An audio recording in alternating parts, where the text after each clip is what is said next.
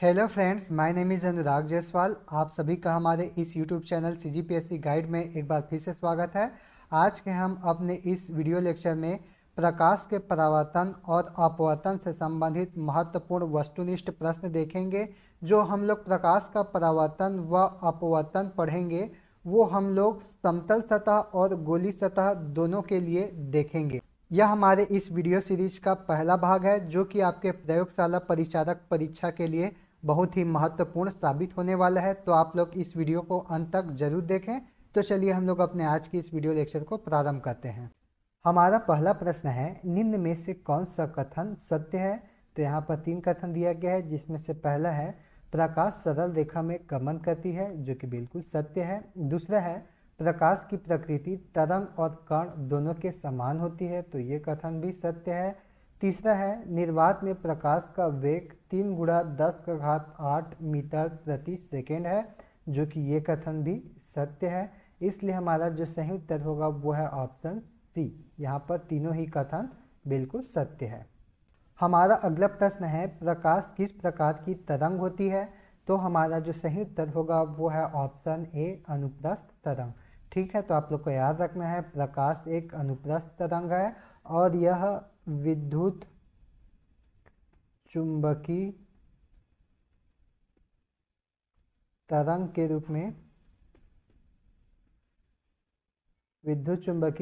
रूप में ट्रांसमिट होता है। ठीक है, तो इसको आप लोग को याद रखना है। हमारा अगला प्रश्न है, निम्न में से किस में प्रकाश की गति अधिकतम होती है।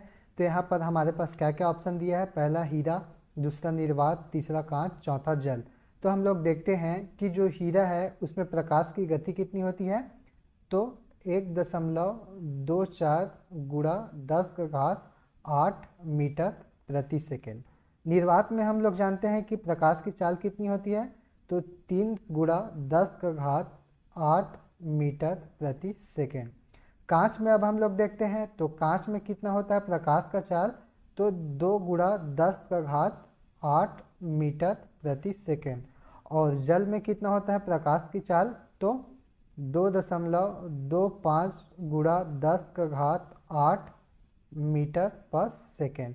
तब हम लोग देखते हैं कि इन चारों में सबसे अधिक प्रकाश की गति किस में होगी, तो किस में दिया है, निर्वात में। तो इसलिए हमारा जो सही उत्तर होगा वो निर्वात होगा। ठीक है, तो आप लोग को याद रखना है निर्वात में प्रकाश की गति अधिकतम होगी। हमारा अगला प्रश्न है, प्रकाश की चाल किस पर निर्भर करती है। तो हमारा जो सही उत्तर होगा वो है ऑप्शन ए, माध्यम के अपवर्तनांक पर। ठीक है, तो आप लोग को याद रखना है प्रकाश की जो चाल होती है वो माध्यम के अपवर्तनांक पर निर्भर करती है। अब यदि हम लोग देखें कि किसी भी माध्यम में प्रकाश की चाल कितनी होगी, उसको निकालने के लिए हम लोग क्या करेंगे, तो किसी भी माध्यम में हम लोग को क्या निकालना है, प्रकाश की चाल। तो इसको निकालने के लिए हम लोग को क्या करना पड़ेगा, निर्वात में जो प्रकाश की चाल है, निर्वात में प्रकाश की जो चाल है उसको किससे भाग देंगे हम लोग, माध्यम के अपवर्तनांक से। ठीक है, तो आप लोग को याद रखना है यदि हम लोग किसी भी माध्यम में प्रकाश की चाल निकालनी है तो कैसे निकालेंगे, तो निर्वात में जो प्रकाश की चाल है उसको माध्यम के अपवर्तनांक से भाग देना है। हमारा अगला प्रश्न है, नीचे दिए गए माध्यमों में प्रकाश की गति अधिकतम से न्यूनतम की ओर व्यवस्थित कीजिए। तो यहाँ पर कौन कौन से माध्यम दिए हैं, पहला जल, दूसरा कांच, तीसरा हीरा, चौथा तारपीन का तेल। तो हम लोग जानते हैं कि जल में जो प्रकाश की जो चाल होती है वो कितनी होती है, तो 2.25 गुणा 10 का घात 8 मीटर प्रति सेकेंड। कांच में कितना होता है, तो कांच में होता है 2 गुणा 10 का घात 8 मीटर प्रति सेकेंड। हीरा में कितना होता है, 1.24 गुणा 10 का घात 8 मीटर प्रति सेकेंड। और तारपीन तेल में कितना होता है, तो तारपीन तेल में 2.04 गुणा 10 का घात 8 मीटर प्रति सेकेंड। तो हम लोग देखते हैं कि सबसे ज़्यादा किस में है प्रकाश की चाल, तो सबसे ज़्यादा किस में है, जल में। जल के बाद दूसरे नंबर पर कौन है, तो दूसरे नंबर पर है तारपीन का तेल। दूसरे नंबर पे तारपीन का तेल। तीसरे नंबर पर है कांच, तीसरे नंबर पर कांच, और चौथे नंबर पर है हीरा। तो हमारा क्रम क्या हो जाएगा, 1, 4, 2 और 3, और ये कौन से ऑप्शन में है, तो ये है ऑप्शन पहला में, 1, 4, 2, 3।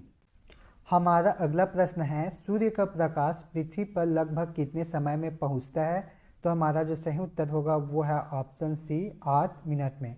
ठीक है, तो आप लोग को याद रखना है, सूर्य का प्रकाश पृथ्वी पर लगभग 8 मिनट में पहुंचता है। और यदि हम लोग एग्जैक्ट डाटा देखें तो लगभग 8 मिनट और 20 सेकेंड लगते हैं। और कई बुक में आप लोग को यह डाटा और क्या मिल सकता है, 8 मिनट 19 सेकेंड। ठीक है, तो जो भी डाटा दिया रहेगा उसको उसी हिसाब से आप लोग को आंसर लेना है। हमारा अगला प्रश्न है, वह घटना जिसमें प्रकाश की किरण किसी सतह से टकराकर वापस उसी माध्यम में लौट जाती है, क्या कहलाती है, तो वो घटना परावर्तन कहलाती है। ठीक है, तो आप लोग को याद रखना है, वह घटना जिसमें प्रकाश की किरण किसी सतह से टकराकर वापस उसी माध्यम में लौट जाती है, तो वो क्या कहलाती है, प्रकाश का परावर्तन। हमारा अगला प्रश्न है, निम्न में से कौन सा प्रकाश के परावर्तन का नियम है। तो यहाँ पर पहला नियम क्या बोल रहा है, आपतन कोण परावर्तन कोण के बराबर होता है, जो कि बिल्कुल सत्य है। दूसरा है, आपतित किरण, परावर्तित किरण और अभिलंब सभी एक ही तल में होते हैं, तो ये कथन भी बिल्कुल सत्य है। इसलिए हमारा जो सही उत्तर होगा वो है ऑप्शन सी, उपरोक्त दोनों। देखिए, हम लोग एक यहाँ पर चिकनी सतह लेते हैं और जो यह लाइन दिखाई दे रही है वो अभिलंब है। अब मान लो इस बिंदु पर कोई प्रकाश की किरण आ रही है, तो जो किरण आ रही है उसको क्या बोलेंगे हम लोग, आपतित किरण। और जो यहाँ पर से टकराने के पश्चात उसी दिशा में लौट जा रही है किरण, उसको हम लोग क्या बोलेंगे, परावर्तित किरण बोलेंगे। अब हम लोग देखते हैं कि आपतित किरण और अभिलंब के बीच में जो कोण बनता है उसको हम लोग क्या बोलते हैं, आपतन कोण, जिसको हम लोग किससे दर्शाते हैं, आई से दर्शाते हैं। और हम लोग देखते हैं कि अभिलंब और परावर्तित किरण के बीच में जो कोण बनती है उसको क्या बोलते हैं हम लोग, परावर्तन कोण, जिसको हम लोग आर से दर्शाते हैं। तो यहाँ पर आपतन कोण और परावर्तन कोण ये दोनों ही बराबर होते हैं, और आपतित किरण, परावर्तित किरण और अभिलंब ये तीनों ही एक ही तल में स्थित होते हैं। हमारा अगला प्रश्न है, एक आपतित किरण एक समतल दर्पण के साथ 30 डिग्री का कोण बनाती है, तो परावर्तन कोण क्या होगा। हम लोग जानते हैं कि जो समतल दर्पण के लिए परावर्तन का जो नियम है वो क्या कहता है कि परावर्तन कोण, परावर्तन कोण जिसको हम लोग किससे डिनोट करते हैं, आर, वो किसके बराबर होगा, आपतन कोण, आपतन कोण। और इसे हम लोग किससे डिनोट करेंगे, आई से डिनोट करेंगे। तो यहाँ पर आपतन कोण का मान कितना दिया है, 30 डिग्री, तो इसलिए परावर्तन कोण का मान कितना होगा, 30 डिग्री। इसलिए हमारा जो सही उत्तर होगा वो है ऑप्शन ए, 30 डिग्री। हमारा अगला प्रश्न है, समतल दर्पण द्वारा बनाया गया प्रतिबिंब कैसा होता है। तो हमारा जो सही उत्तर होगा वो है ऑप्शन ए, आभासी और सीधा। आप लोग को याद रखना है, समतल दर्पण द्वारा बनाया गया प्रतिबिंब हमेशा आभासी और सीधा होगा। हमारा अगला प्रश्न है, समतल दर्पण से संबंधित कौन सा कथन सत्य है। तो यहाँ पर पहला कथन है, समतल दर्पण में वस्तु और प्रतिबिंब दर्पण से समान दूरी पर होते हैं, जो कि बिल्कुल सत्य है। हम लोग जानते हैं कि जो वस्तु है वो समतल दर्पण से जितनी दूरी पर होगा उसका प्रतिबिंब उतनी ही दूरी पर बनता है। हमारा दूसरा कथन है, समतल दर्पण में बना वस्तु का प्रतिबिंब पार्श्व उल्टा होता है, तो ये कथन भी सत्य है। अब हम लोग को पार्श्व उल्टा का मतलब समझना है। तो देखिए, यहाँ पर हम लोग देखेंगे कि कोई वस्तु जो कि समतल दर्पण के सामने है, तो उसका जो बायां हिस्सा है वो प्रतिबिंब का क्या होगा, दायां हिस्सा होगा, और वस्तु का जो दायां हिस्सा है वो प्रतिबिंब का बायां हिस्सा होगा। हमारा तीसरा कथन है, समतल दर्पण में बना वस्तु के प्रतिबिंब का आकार वस्तु के बराबर होता है, तो ये कथन भी बिल्कुल सत्य है। इसलिए हमारा जो सही उत्तर होगा वो है ऑप्शन डी, यहाँ पर तीनों ही कथन बिल्कुल सत्य है। हमारा अगला प्रश्न है समतल दर्पण द्वारा प्रतिबिंब का आवर्धन क्या होता है। तो सबसे पहले हम लोग को आवर्धन क्या होता है उसको जानना पड़ेगा। तो आवर्धन बराबर होता है प्रतिबिंब की ऊंचाई बटे वस्तु की ऊंचाई। और हम लोग जानते हैं कि समतल दर्पण में प्रतिबिंब की ऊंचाई किसके बराबर होता है, वस्तु की ऊंचाई के बराबर होता है। इसलिए हमारा जो सही उत्तर होगा वो है ऑप्शन ए। यहाँ पर कितना होगा, समतल दर्पण द्वारा प्रतिबिंब का आवर्धन 1 होगा। ठीक है, तो आप लोग को याद रखना है।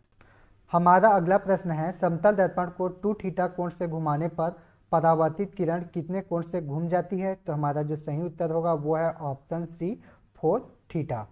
उसी प्रकार हम लोग देखते हैं कि समतल दर्पण को थीटा कोण से घुमाएंगे तो परावर्तित किरण 2 थीटा कोण से घूम जाती है। हमारा अगला प्रश्न है समतल दर्पण के सामने एक वस्तु को रखा गया है। यदि वस्तु को दर्पण की ओर 10 सेंटीमीटर खिसकाया जाता है तो प्रतिबिंब कितनी दूर खिसकेगा। तो हमारा जो सही उत्तर होगा वो है ऑप्शन ए 10 सेंटीमीटर। हम लोग जानते हैं कि समतल दर्पण के सामने वस्तु जितनी दूरी पर होगा उतनी ही दूरी पर उसका प्रतिबिंब बनेगा। हमारा अगला प्रश्न है यदि वस्तु 2 समतल दर्पणों के बीच रखी है, यदि दोनों दर्पणों के बीच का कोण 45 डिग्री हो तो उस वस्तु के बनने वाले प्रतिबिंब होंगे। तो इसको निकालने के लिए एक सूत्र होता है 360 डिग्री बटे थीटा माइनस 1। यहाँ पर थीटा क्या होता है, जो भी कोण दिया रहेगा उसका मान रहेगा। तो यहाँ पर हमारे पास थीटा बराबर कितना दिया है 45 डिग्री, और यहाँ पर क्या लेना है -1। तो क्या हो जाएगा, जब भाग देंगे तो कितने बार में जाएगा, ये 8 बार में, और 8 को 1 से घटाएंगे तो कितना आएगा, 7 आएगा। इसलिए हमारा जो सही उत्तर होगा वो है ऑप्शन ए 7। ठीक है, यदि वस्तु 2 समतल दर्पणों के बीच रखी गई है और यदि दोनों दर्पणों के बीच का कोण कितना हो 45 डिग्री हो तो वस्तु के बनने वाले प्रतिबिंब की संख्या कितनी होगी, 7 होगी। हमारा अगला प्रश्न है यदि वस्तु 2 समतल दर्पणों के बीच रखी है, यदि दोनों दर्पणों के बीच का कोण 0 डिग्री हो तो उस वस्तु के बनने वाले प्रतिबिंब होंगे। तो हमारा जो सही उत्तर होगा वह है ऑप्शन डी अनंत। ठीक है, तो आप लोग को इसको याद रखना है। हमारा अगला प्रश्न है यदि वस्तु 2 समतल दर्पणों के बीच रखी है, यदि दोनों दर्पणों के बीच का कोण 180 डिग्री हो तो उस वस्तु के बनने वाले प्रतिबिंब होंगे। तो हम लोग जानते हैं कि प्रतिबिंब को निकालने का सूत्र क्या होता है, 360 बटे थीटा माइनस 1। यहाँ पर थीटा का मान कितना है, तो 180 रखना है। तो कितना आ जाएगा यहाँ पर, 2 - 1 बराबर 1। तो हमारा जो सही उत्तर होगा वो क्या होगा, ऑप्शन सी 1। यहाँ पर बनने वाले प्रतिबिंब की संख्या कितनी होगी, 1 होगी। हमारा अगला प्रश्न है निम्न में से कौन सा कथन सत्य है। तो पहला कथन है समतल दर्पण की फोकस दूरी अनंत होती है, जो कि बिल्कुल सत्य है। दूसरा है समतल दर्पण में अपनी पूरी लंबाई देखने के लिए एक व्यक्ति को एक ऐसे दर्पण की आवश्यकता होती है जो उसकी ऊंचाई का कम से कम आधा हो। तो ये कथन भी बिल्कुल सत्य है। तो हमारा जो सही उत्तर होगा वो है ऑप्शन सी। यहाँ पर दोनों ही कथन बिल्कुल सत्य है। हमारा अगला प्रश्न है यदि कोई वस्तु समतल दर्पण से 30 सेंटीमीटर की दूरी पर स्थित है तब समतल दर्पण द्वारा बनने वाला प्रतिबिंब की वस्तु से कुल दूरी कितनी होगी। तो इस प्रश्न में वस्तु की दूरी कितना दिया है, 30 सेंटीमीटर। तो प्रतिबिंब की दूरी कितनी होगी, तो वो भी 30 सेंटीमीटर होगी। तो प्रश्न में क्या पूछा गया है, प्रतिबिंब और वस्तु के बीच की कुल दूरी कितनी है। तो कितनी है यहाँ पर, 30 - 30 बराबर कितनी हो गई, 60 सेंटीमीटर। इसलिए हमारा जो सही उत्तर होगा वो है ऑप्शन सी 60 सेंटीमीटर। हमारा अगला प्रश्न है उत्तल दर्पण के संबंध में कौन सा कथन सत्य है। तो पहला कथन है उत्तल दर्पण का परावर्तक तल बाहर की तरफ उभरा रहता है, जो कि बिल्कुल सत्य है। दूसरा है उत्तल दर्पण को अपसारी दर्पण भी कहते हैं, तो ये कथन भी बिल्कुल सत्य है। तीसरा है उत्तल दर्पण में हमेशा आभासी सीधा और छोटा प्रतिबिंब बनता है, तो ये कथन भी सत्य है। इसलिए हमारा जो सही उत्तर होगा वो है ऑप्शन डी। यहाँ पर तीनों ही कथन बिल्कुल सत्य है। तो यह था हमारा आज का वीडियो लेक्चर, जिसके अंतर्गत हम लोगों ने प्रकाश के परावर्तन एवं अपवर्तन से संबंधित महत्वपूर्ण वस्तुनिष्ठ प्रश्न का पहला भाग देखा है।